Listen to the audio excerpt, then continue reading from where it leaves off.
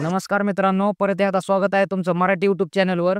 तर मित्रांनो, आज 12वीचा रिझल्ट लागलेला आहे 1 वाजता. पण काय होतंय काय महाराष्ट्र स्टेट बोर्डने खूप 2-3 वेबसाईट वगैरे आहेत त्यांच्या रिझल्ट चेक करण्यासाठी. पण एकाच वेळी ना का जास्त लोकांनी रिझल्ट चेक करायला गेल्यामुळे 12वीच्या खूप साऱ्या मुलांनी वगैरे रिझल्ट चेक करण्यासाठी काय होतंय, वेबसाईट क्रॅश होती बघा. म्हणजे लोडवर येते आणि त्यामुळे वेबसाईट चालत नाही, रिझल्ट शो होत नाही किंवा दिसत नाही रिझल्ट. तर मग आता 2-3 वेबसाईट मी तुम्हाला सांगणार आहे. डिस्क्रिप्शनमध्ये 2-3 वेबसाईट दिलेल्या आहेत रिझल्ट चेक करण्यासाठी. त्याच्यावर तुम्ही 2-3 पैकी कोणत्या बी एकावर सिलेक्ट करून चेक करू शकता स्टेप बाय स्टेप. जी चालेल त्याच्यावर तुम्हाला रिझल्ट चेक करायचा आहे. तर मित्रांनो, आता रिझल्ट कसा चेक करायचा हे सांगतो तुम्हाला. तिन्ही वेबसाईटवर 3-4 ज्या वेबसाईट आहे त्याच्यावर सर्व नाका सारखंच आहे बघा. म्हणजे रिझल्ट चेक करण्याची प्रोसेस एकच आहे. कुठं जरी चेक केलं तरी एकच आहे. आता हे पहा, मी इथं क्रोम ब्राउझरवर एक साईट ओपन केलेली आहे.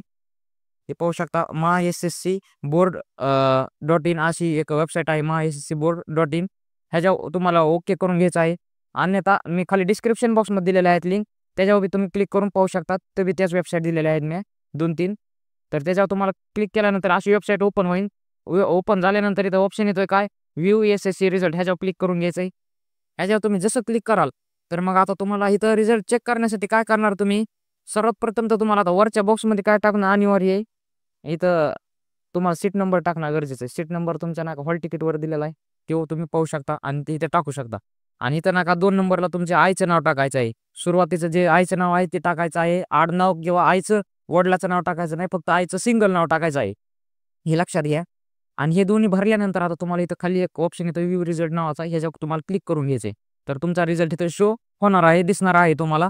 आणि तुम्ही खूप सोप्या पद्धतीने पुन्हा नंतर डाउनलोड बी करू शकता. तर अशा प्रकारे तुम्ही महाराष्ट्र स्टेट बोर्डाचा HSCचा रिझल्ट चेक करू शकता. 12वीचा रिझल्ट खूप सोप्या पद्धतीने चेक करू शकता आपल्या स्वतःच्या मोबाईलवरून. धन्यवाद हा व्हिडिओ शेवटच्या क्षणापर्यंत पाहिल्याबद्दल.